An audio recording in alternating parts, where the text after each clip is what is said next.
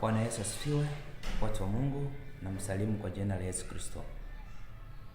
Leo tunataka kuangalia jinsi ambavyo Mungu alivyopenda ulimwengu na jinsi ambavyo wokovu umekuja kwa madhumuni gani au kwa kazi gani. Tunajua ya kwamba Mungu alimtuma mwanaye ili kuja ulimwengu, ili kusudio lake ilikuwa kuokoa watu wale waliopotea wamrudie yeye. Na maana maandiko matakatifu yanasema Mungu akumtuma mwanaye ili ahukumu ulimwengu. Hapana, alimtuma mwanaye ili kile kicho alichompa yeye kisipotee, bali kiwe na uzima wa milele.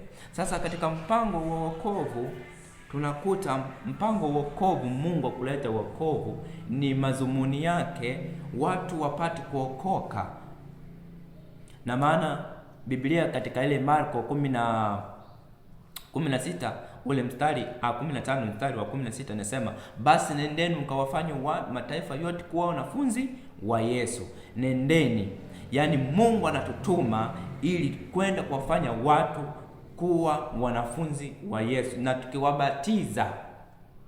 Maana ya kubatiza, tunamweka wapi? Tunamweka na mawasiliano na Mungu, yeye anakuwa Mkristo. Kwa hiyo maana mpango wa wokovu ni Mungu kumleta mwanaye ili kuokoa watu, na Mungu anatutuma sisi ambaye kama watumishi wake tuliokuwa na sehemu mbalimbali ili kuhubiri neno la Mungu, watu wakapate kuokolewa, watu wakapate kumjua Mungu. Kinachofanyika makanisani sasa hivi, watu hawamjui Mungu, watu hawamjui Mungu kwa ndani. Nini kusudio la Mungu kumleta mwanaye? Nini kusudio la Mungu aliyofanya mpaka kuleta wokovu? Na maana maandiko matakatifu yanathibitisha wengine watajitokeza. Kwa maana Mungu Yesu alipokuja duniani, yeye alikuwa anafanya nini? Yale mapenzi ya Mungu. Sasa watu watajitokeza, watu wanajitokeza ambayo watu wanajisema njoo pokee magari, njoo pokee fedha, njoo fanye hivi.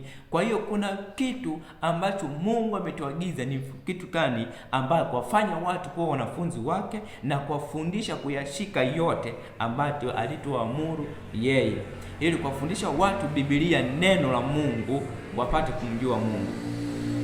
Ni mpango wa wokovu.